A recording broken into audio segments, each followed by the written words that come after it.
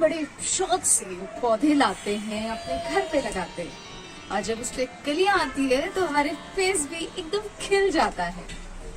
पर वो कली अगर खिलने से पहले मुरझा जाए या गिर जाए तो हमें बहुत दुख होता है ना।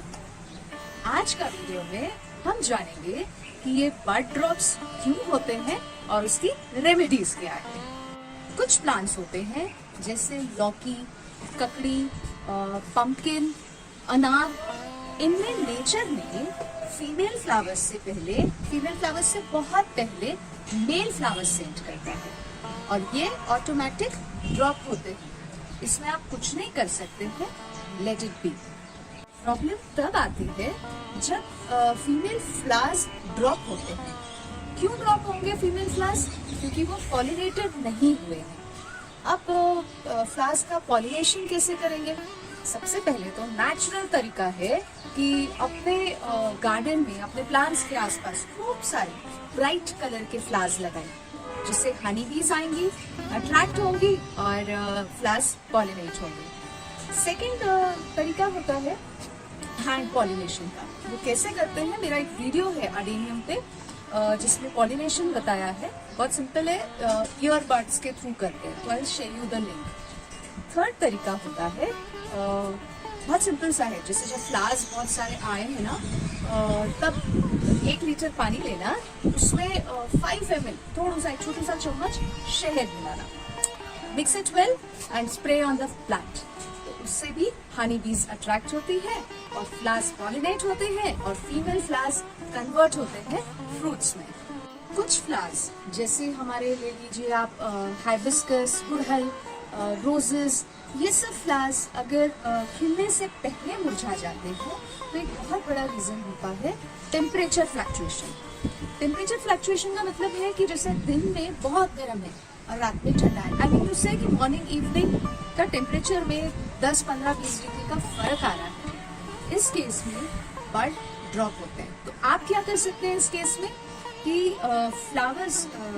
जो प्लांट है उसको ग्रीन लाइट के नीचे रख सकते हैं ताकि उसका टेम्परेचर थोड़ा सा कंट्रोल हो।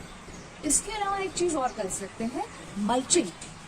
जो प्लांट्स के चारों साइड आप पुरानी ड्राई लीव से मल्च कर सकते हैं, पुरानी सूखी घास से कर सकते हैं, नारियल के जो ऐसे भूसी होती है ना, हम तो भूसी ही बोलते हैं, उससे मल्च कर सकते हैं।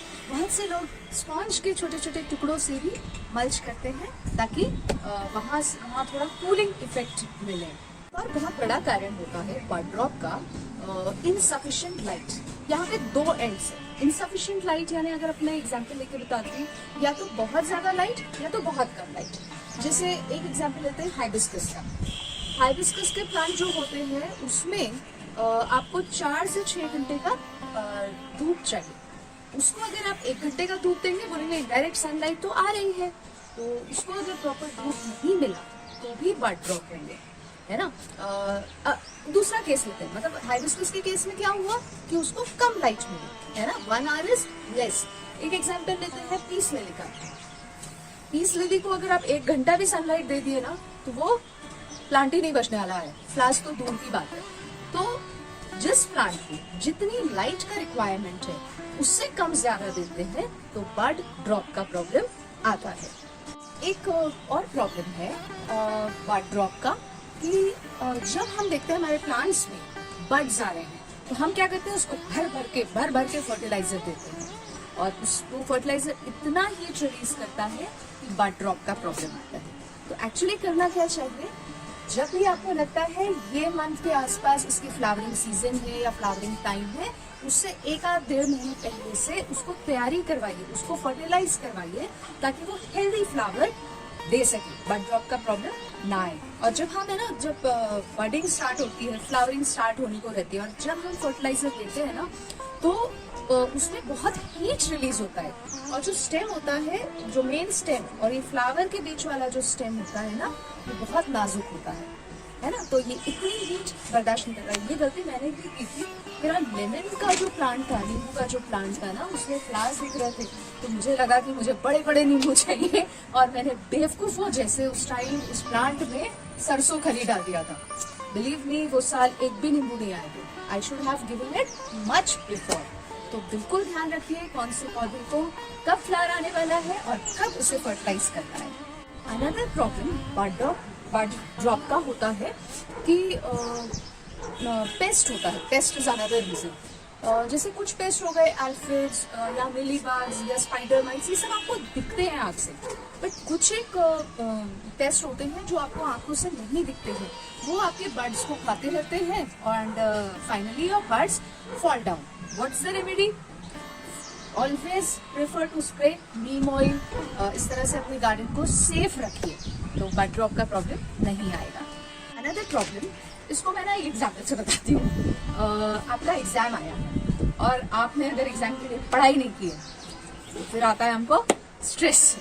सिमिलरली जब फ्लावरिंग का टाइम है और प्लांट के पास प्रॉपर न्यूट्रिएंट्स नहीं है तो प्लांट को आता है stress.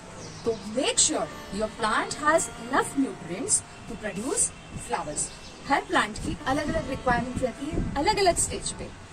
Do keep a check on that. एक और बहुत और सबसे इम्पोर्टेंट रीजन और सबसे मेजर रीजन होता है फ्लावर ड्रॉप का, वो है वाटर फ्लक्चुएशन।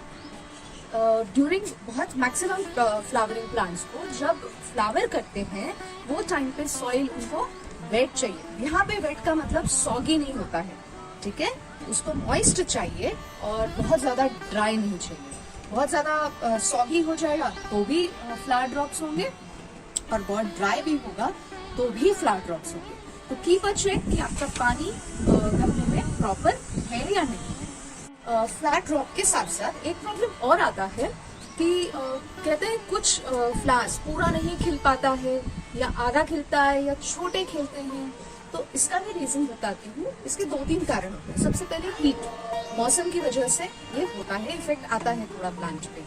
दूसरा है पेस्ट, तीसरा है वाटर एंड चौथा सबसे मेन है कि वो प्लांट के पास प्रॉपर अमाउंट में न्यूट्रिएंट्स नहीं है तो भी फ्लावर के बड्स छोटे आते हैं। कभी कभी नहीं ड्रॉप होते हैं तो वो छोटे आते हैं। अनदर पॉइंट, इसको भी एक एग्जाम्पल से बताती हूँ कि हम इंडियन मदर्स को आदत है कि हमारे बच्चे को जब हम खिला रहे हो तो कोशिश करते हैं वो थोड़ा तो एक्स्ट्रा खा ले और थोड़े के चक्कर में एक आध रोटी उसको एक्स्ट्रा ही खिलाते हैं। सिमिलरली जब हम नई नई गार्डनिंग स्टार्ट करते हैं तो हमेशा हम YouTube या कहीं पे देखते हैं, अरे ये वाला फर्टिलाइजर डाउनलोड, बनाया, प्लांट्स में डाला।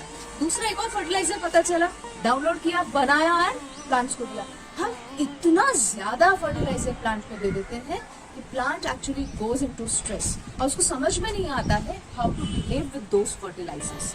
बिल्कुल आप फर्टिलाइजर दीजिए, लेकिन कब कितने अमाउंट में देना है डिपेंड करता है वो प्लांट का कौन सा स्टेज है। एक सिंपल एग्जांपल बताती हूँ कि जब प्लांट छोटू है, जब वो मैच्योरिटी की तरफ बढ़ रहा है, दैट टाइम उसको बहुत नाइट्रोजन चाहिए ताकि वो ग्रीन कवर डेवलप करे और मैच्योर हो जाए।